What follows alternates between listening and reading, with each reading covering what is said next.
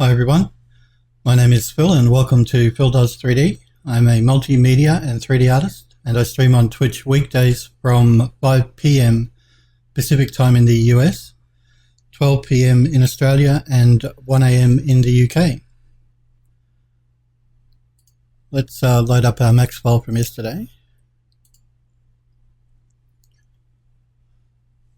We're working on texturing up the banisters on the garden terrace, so we'll finish that up today. Hopefully we'll get it all done today so we can move on to the couple of other model pieces that need to be textured up.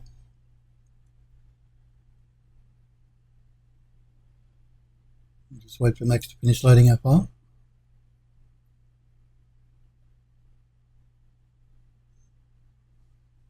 Okay. I want to shout out a thank you to Anjim Plays for following my Twitter and Twitch channel. I appreciate it every time you guys follow me on Twitch, so thank you for the follow. Remember guys, I always post 15 minutes to my Twitter account before I'm about to go live if you just want a reminder.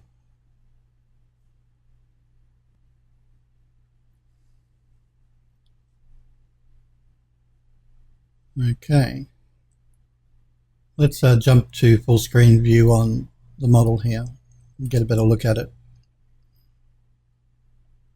Just zoom out a little. So yesterday we were texturing up these banister railings here along the top. We've only got a couple more left to do, so we'll need two unique textures for here and one unique one for around the back here. And then all we have to do is soften up the edges of the banisters. Then we can move on to texturing up the larger columns and the supports here. As I was saying yesterday, we can get away probably with two textures here because they're going to be partially hidden by the angel statues, so I don't think you're going to notice that we're repeating the textures on either side. And we'll mix them up a bit. So we'll put number 1 here, number 2 there, number 2 there, and number 1 there. So let's do what we normally do, and we'll start over here on this side. Actually, looks like we're not grouped here, which is unusual. Let's start with this one here, actually. We'll go into isolation mode so we can get a better look at the object. We'll ungroup it and we'll attach these separate pieces together. So I'll put an edit poly modifier on the top instead of collapsing the stack. You can collapse the stack if you like, it's not a big deal. And I'm just going to add these pieces together.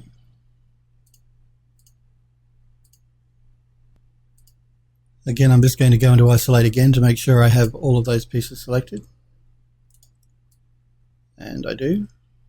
All right. Now let's end isolation mode. Now I always like to make sure I name my pieces here so I don't end up with a huge list of just box 1, box 2 type thing. It makes it easier to find the object again if you need to select it or search for it. So we called this one banister curved outer. We're going to call these ones banister curved inner. So I'm just going to select our object there and rename this to inner. We have our object selected, we've named it. Let's throw a standard grey texture on it, which we always do before we bring it into Mari to be painted up. Just makes it a little easier to see what you're painting in Mari that way. You don't have to, but I like to do it this way. We're going to be painting over this texture completely, so it's really not for anything more than so that we can get a better view of it when we're painting it in Mari. So we use our standard grey texture here. Let's assign that to the object. Okay. Now let's just throw a normal box mapping on this. That should be good enough for what we need. Now we're going to throw an unwrap UVW on we are going to go to map channel 2. We'll move the UVs across.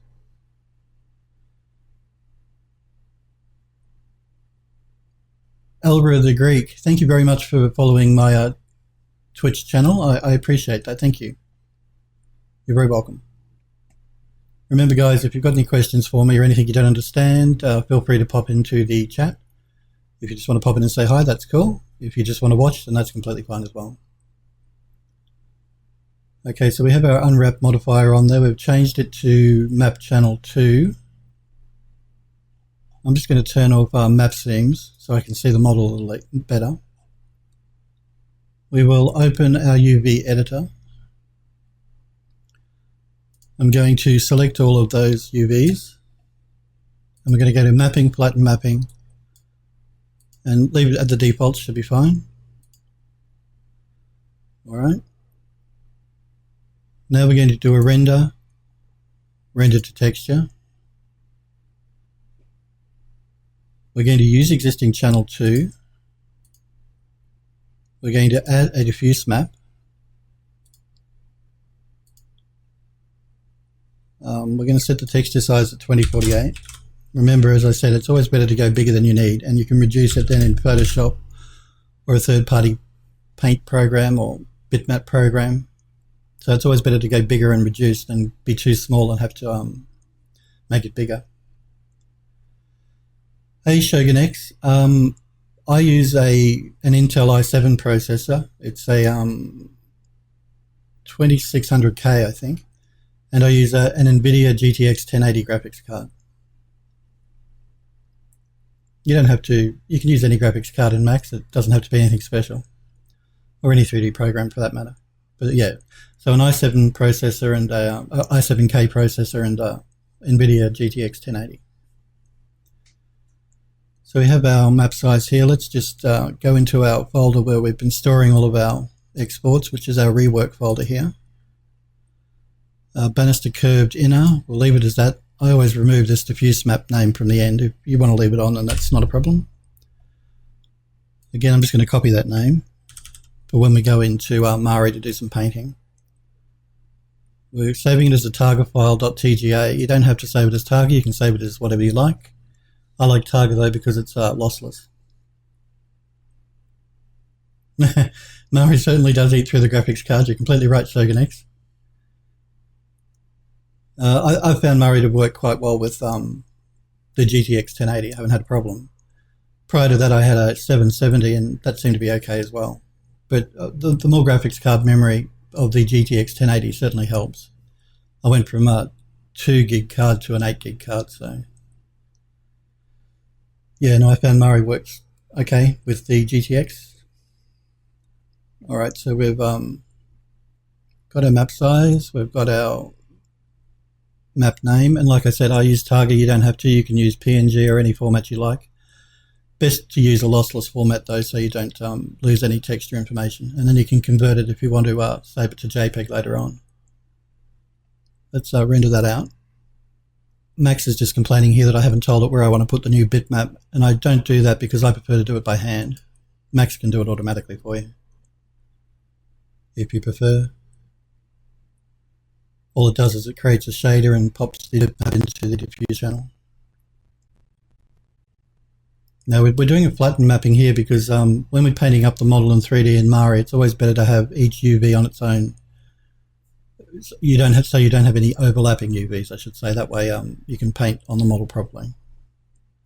So we've rendered that out to texture. Let's just zoom back a little bit. For those people that aren't sure what this is a garden terrace that we're working on. We've only got a few things left to texture up these banister railings, the one at the back, and then these pieces down here along the bottom. Once we've done that, I'm going to bring in another 2 angel statues for either end here because it just looks a bit empty. And then I'm going to grow flowering ivy on parts of the model. So we'll do that once we've finished texturing everything up. So now that we've rendered to texture on that, we have our object selected. Let's just deselect the UVs so it's not red like that. Then we're going to go File, Export, Export Selected. Again, I'm going to jump into my rework folder here. Now Mari can accept FBX files now, but I still prefer to work in OBJ. That's just a personal preference. I occasionally use other programs to do UV mapping, and they generally prefer OBJ, so I stick to OBJ. I'm just going to call it banister curved inner and save that. The default values is fine. Okay. So just to recap, we put a base texture on, we did a render to texture, and we've exported the model now. But I just realized though, one step you have to do before you export the model, I always forget this, go into the Utilities tab into Channel Info and open that up. You want to copy the UVs from Channel 2, that's the unwrap that we just did, into Channel 1. That's going to mess up your UVs here, but that's fine, we'll fix that. We're going to clear out Channel 2. Now you can leave Channel 2 in if you want. It just increases the file size for no reason though, so I always remove it. Now we're going to jump back into our material editor, and I always work my way down in a row, so I know that the one at the very bottom is the last model piece that I worked on. That just helps me to organize myself. And if they run this way horizontally, that means that they're variations in the same texture. So for instance, I created 3 variations of these textures here, and then I repeated them around the outside. That's just so you can't tell that we're reusing the same texture, and it saves you having to texture up every piece all the way around the outside uniquely.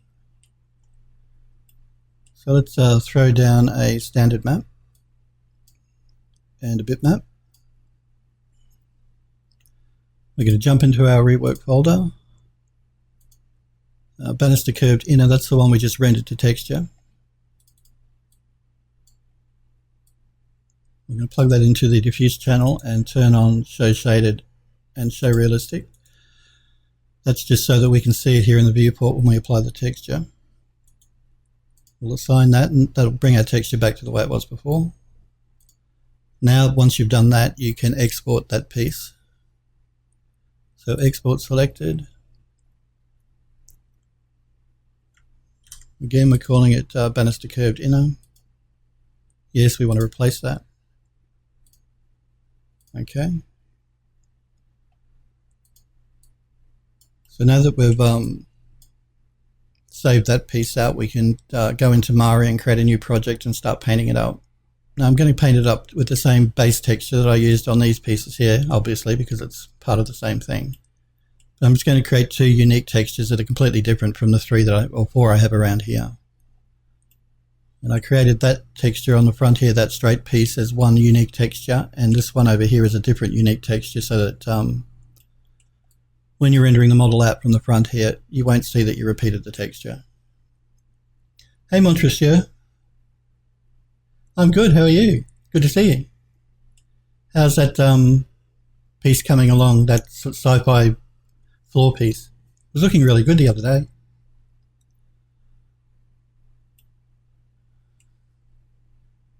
Okay, so let's jump into Mari and create a new project. We're going to call it banister curved inner and load up the OBJ we just exported from Max. Cool, good to hear. When are you got the high poly nearly done? Excellent. When are you streaming next, Montressier?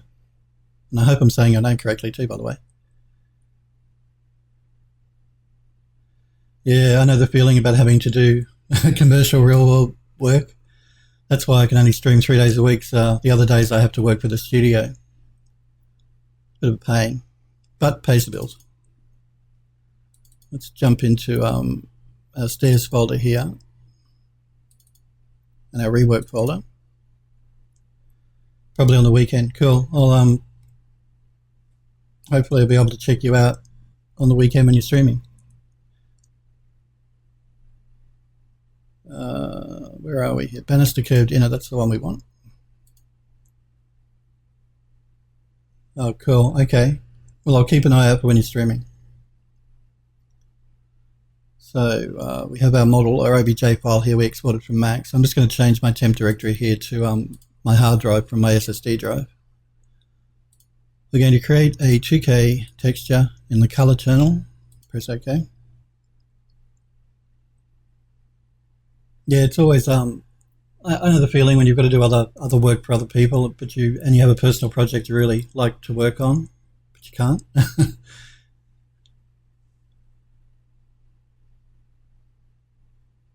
All right, it's in shaded mode at the moment. I always turn flat shaded on so I can see the model more easily.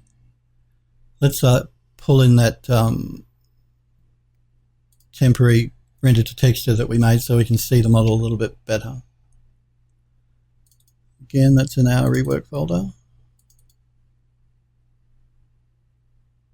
Yeah, it is tough.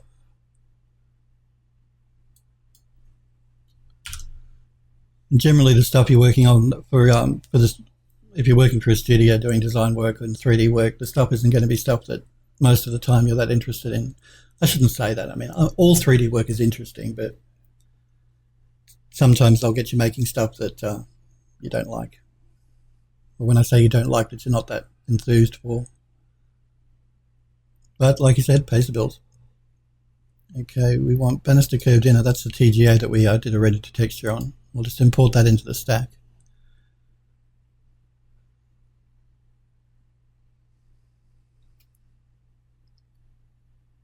And that just helps to see the model a little bit more easily. Oh, you work on fantasy stuff? That's really cool. Fantasy stuff is really interesting. Contemporary interiors as well. That makes sense. It's completely different from fantasy and contemporary, that's for sure. And it's always good to improve your skills in an area that you're not familiar with. When you say you do fantasy stuff, you said you're an environment artist, yeah? So you do fantasy environments, not a character artist?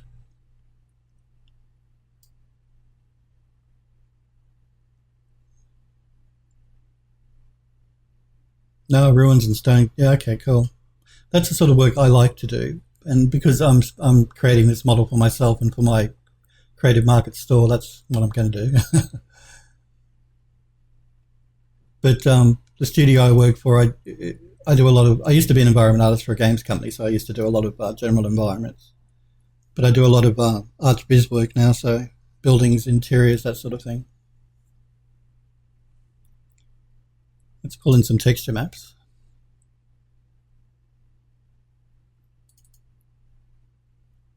Textures. And as I was saying, it's always good to stick with the same set of texture maps that you've been using for the rest of the model. That's just to keep some consistency in the look. For this particular model anyway. That won't be the case for every model, but for a model like I'm doing at the moment, you generally want to keep some consistency in the overall look. And you do that by sticking to the same texture sets.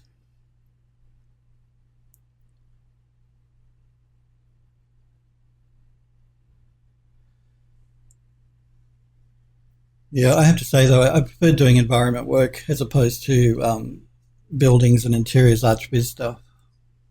Much more creative doing environments and ruins and that sort of thing, for me anyway. But that's not always the case. I also do some commission work for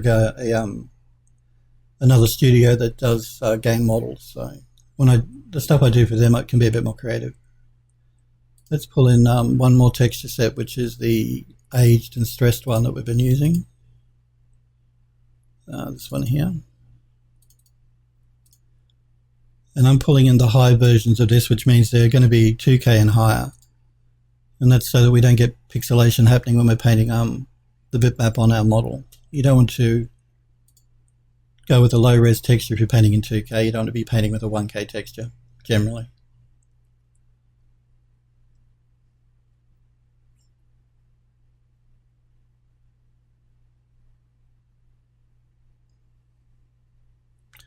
Did I say your name correctly? Is it Montressier? I'm just not sure. If not, I apologize.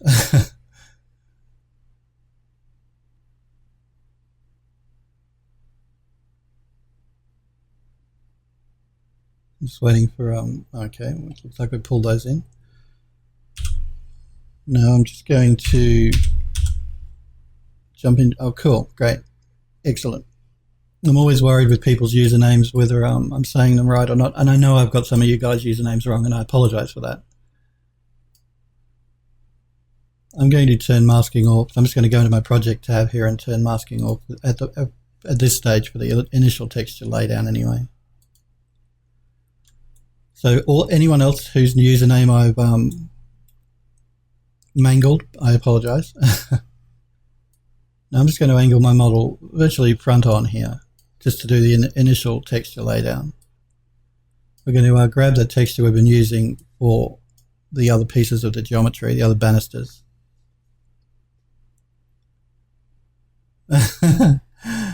Oh, thank you. Morton Bartness. I'm pretty sure that's right. I'm glad you all love me. I love you all as well. And I appreciate you guys watching me as I work. And chatting as well. That's always cool. Oh, and you're a new subscriber as well, a new follower as well. Thank you very much for the follow. I always appreciate it when you guys follow my channel on Twitch. So thank you. And also Shogun X, you're a new follower. So thank you as well. I don't know if my notifications are popping up. They should be, but I don't think they are for new followers. I have to look into that. I have it set up in OBS, but it looks like they're not popping up. Thankfully, though, I've got a separate program open that I can see when somebody follows. So thank you guys for following. Thank you guys who have followed. I do appreciate it. All right, let's paint this in. I'm going to work with the dark part of the texture here, more so than this light part at the top.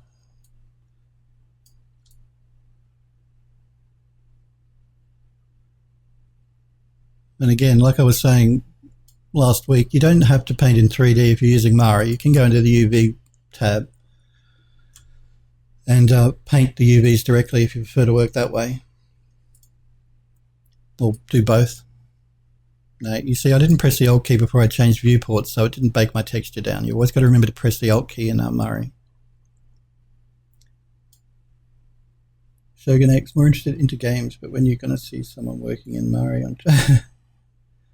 Really, I'm surprised more people don't work with Mari. It's a great program. I mean, I know Substance Painter is really popular, and I've used that as well.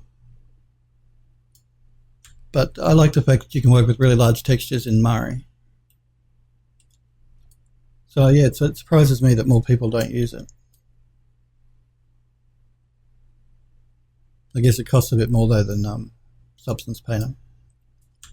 We'll back that down. But remember, you can get a free version. They do give away a free version of Mari if you did want to try it out. I think they limit it to 4K textures, but that's generally big enough for most people. Okay, let's paint down here.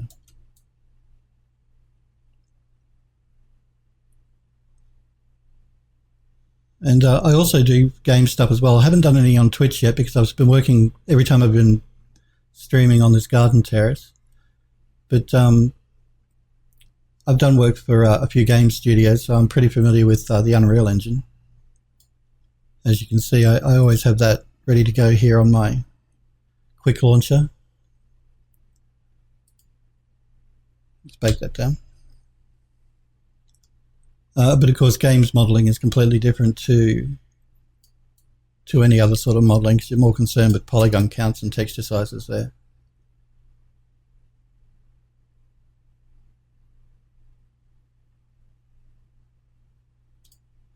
I'm going to bake that down. I'm actually going to get rid of that white mark here in the front.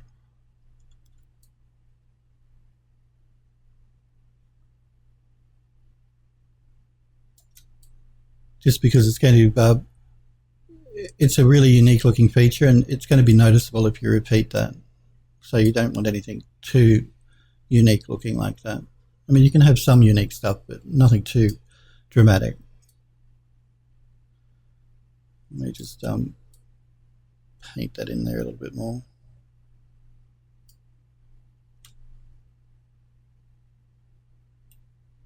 Let's work on the top part of the model here. Like I was saying, at this stage doing the base coat, you don't really want to scale the model or the texture at all. You want to keep it all pretty consistent. Just with this base layer anyway.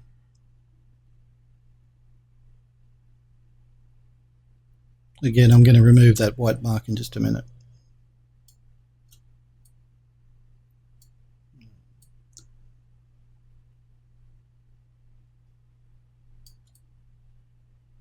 I actually want to get that chipped line there down towards that ridge at the bottom.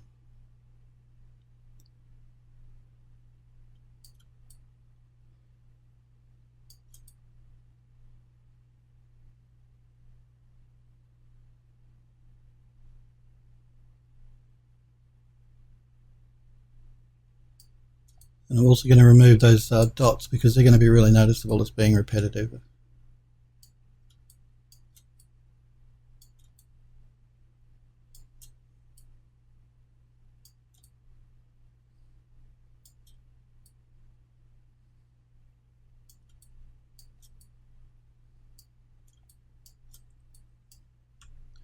Bake that down.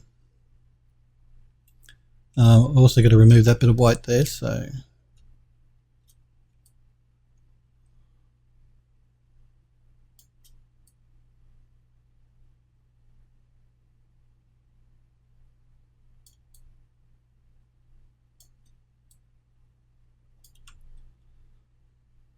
alright. Now we're going to have texture stretching when we rotate our model because we're painting directly on, so any faces that are horizontal are going to look like they've run. See, as I just here, we'll fix that up in just a minute. At this stage, we're worrying about just painting directly on the front.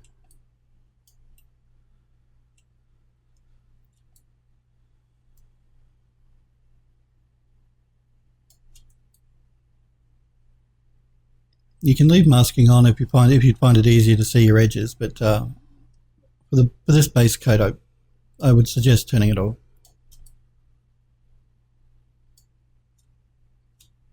Again, I just hit the Alt key to bake that down, because remember in Mari it's not actually applied to the model or the UV until you actually hit the Alt key to bake it down.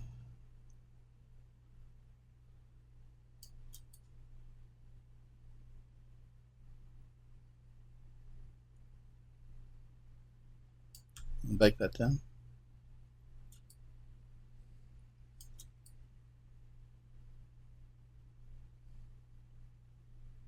Like I said, all we have to do for these four pieces in the model is create probably 2 unique textures.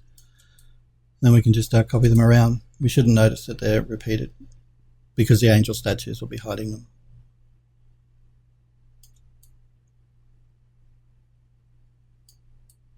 Again, I'm just moving my texture around to find a spot here that I think will look good to paint over.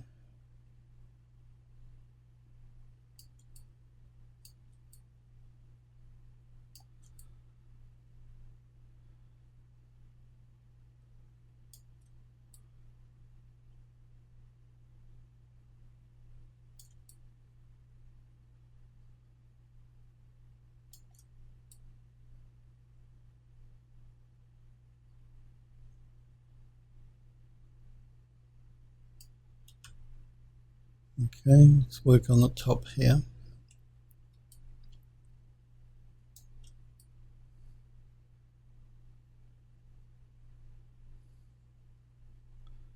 As I was saying yesterday, I think I may, once I've textured up all the banisters and can have a look over it completely, I may bring the texture into Photoshop and do some color correction. I'll just see I'll wait till to see what it looks like completed before I decide whether I want to do that or not.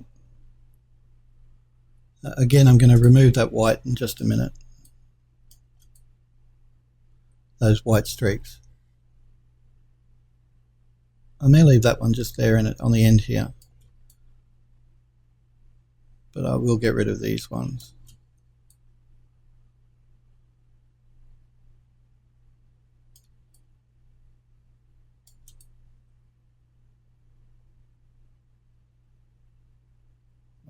Went a bit too far there.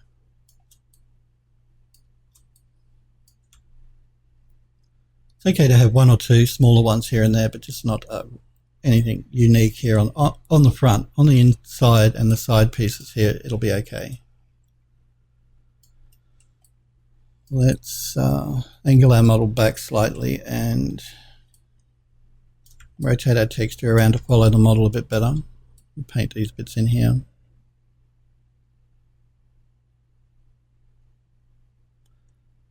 And again, here you could turn masking back on again, but I'm not going to, because I want to get a blend between the front edge and between the horizontal and vertical edges.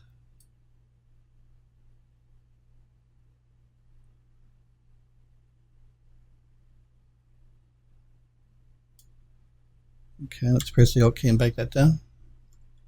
Rotate our model, our texture around a bit.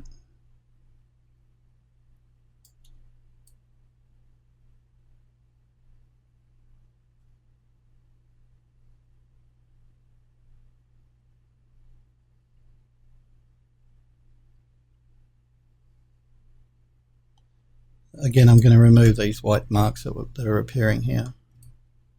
So I wanted to paint out that corner just there.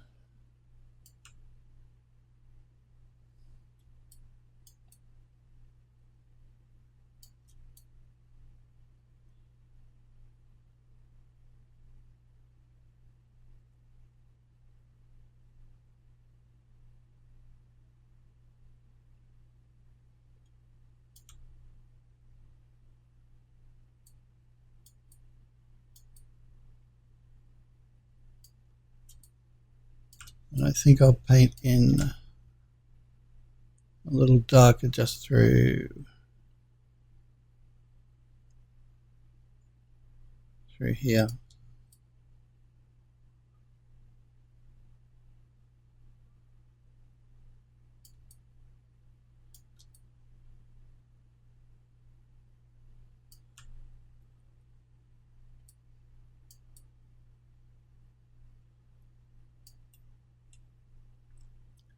I'm going to just paint out those little white dots that I'm seeing here and there.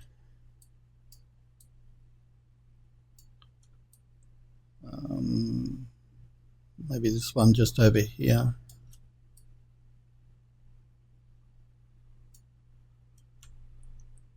And there's also one just here I want to get rid of as well. They're actually in the texture, and if you didn't like them, you could remove them in Photoshop in the original texture before you started painting on. There's one here too that I don't like.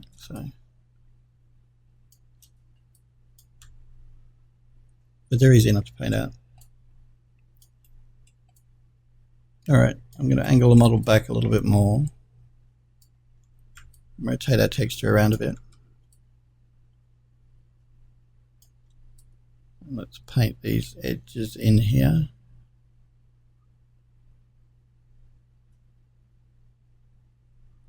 Again, I'll come back and remove these white streaks once we've done a bit more of the model.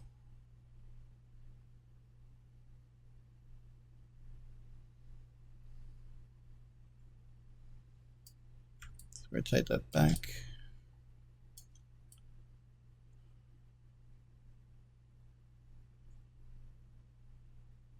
And this is just a base color that we're going to paint a dirt texture over the top of.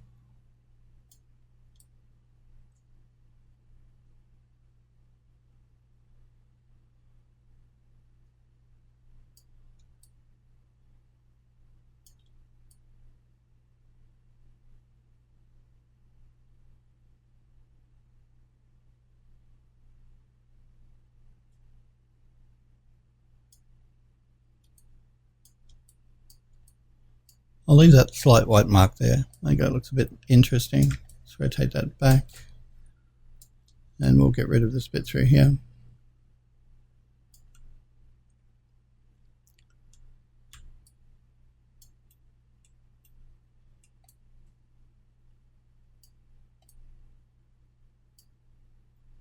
I may actually remove a bit more of this through here, I think.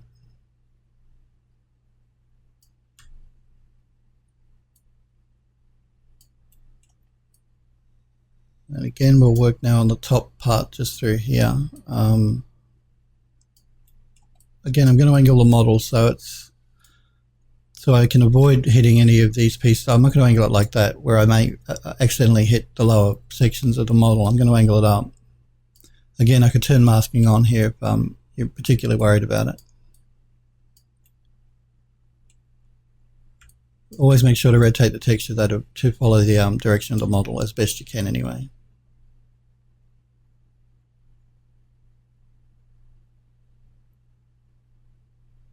And again, we'll come back and remove any white marks, white streaks that we paint in.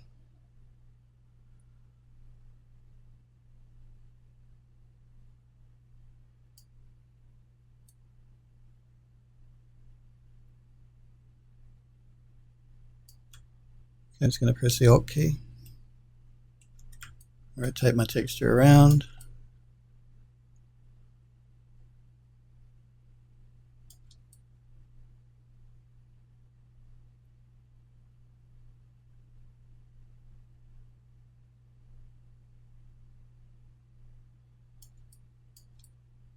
Paint that bit out there. I'm also going to paint out a bit of white on the end, and also this bit of white here.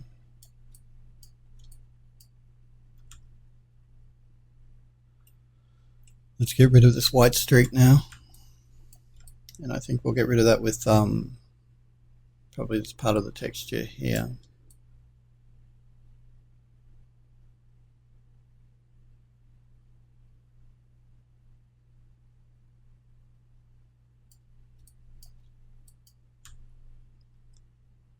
And again, there's just a few white marks and things here and there that I want to paint out as well.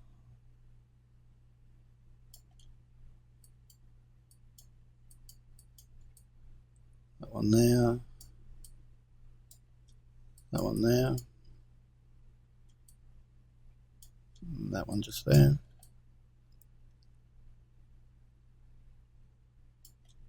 And that one just through here. And again, I want to remove that white bit of white streak there. I don't like that.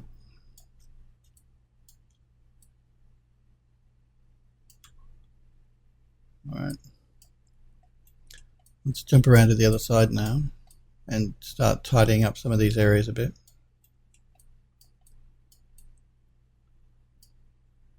Again, I'm not scaling my model in, and I'm not scaling my texture up at this stage. Keep it all consistent.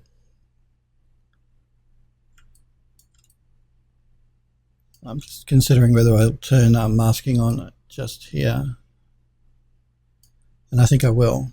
So we'll turn masking back on. I'm going to angle the model so that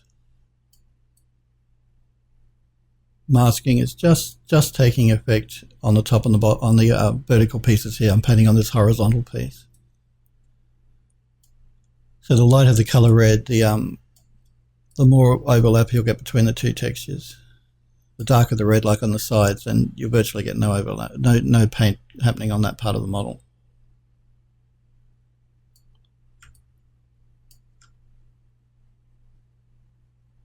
Yeah, the masking feature in Mari Montrachet is really good. Well, it's one of the reasons I really like the program. It makes life so much easier.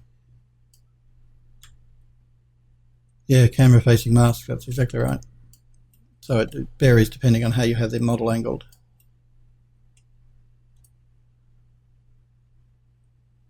I'm not sure if Substance Painter has that or not, because I haven't used Substance Painter for about a year now. It may have. I do know it can't do large textures though, like Mari can. Take that down.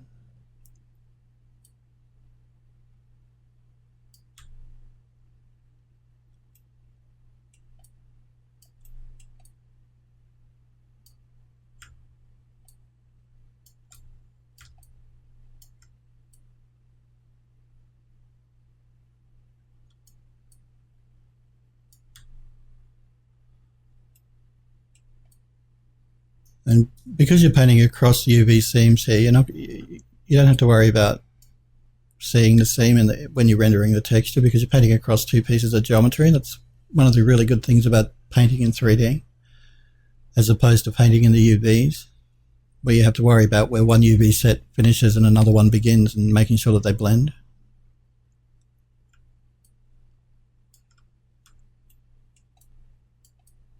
But I've noticed through here, these aren't blending, so I want to try and blend them together a little bit better.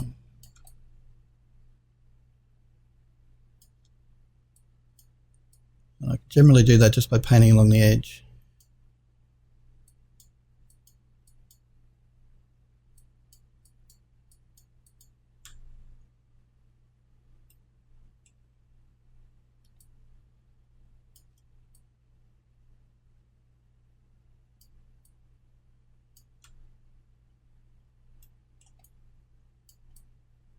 Make sure you're not painting where it's masked though, otherwise you won't get it to blend together.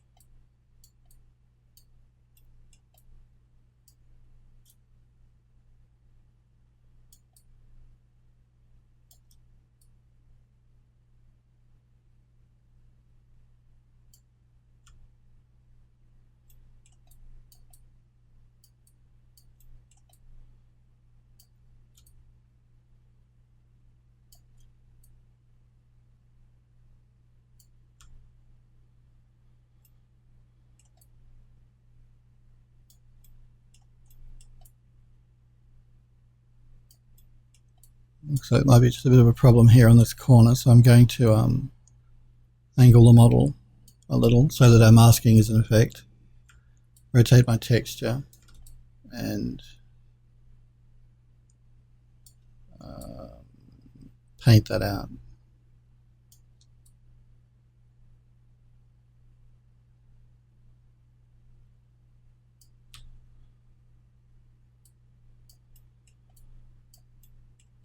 Okay, let's work on our lower piece down here.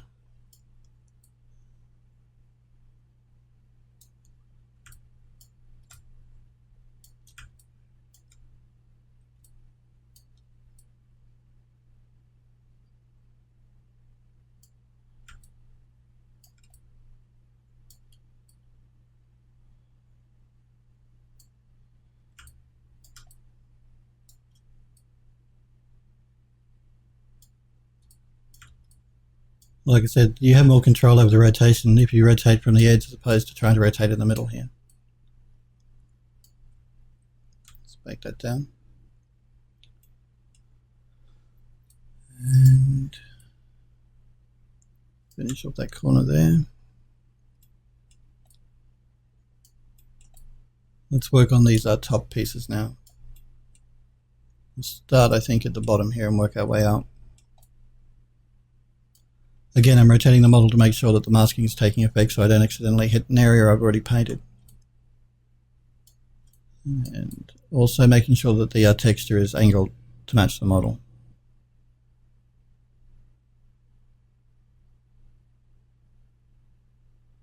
And again, we'll come back and paint out the white bits in a minute.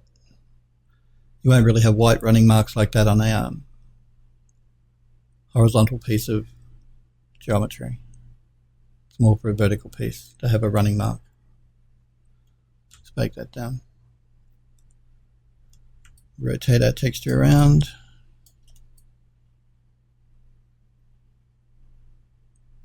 And again, the repetition happening with these dots here, I'll come back and remove.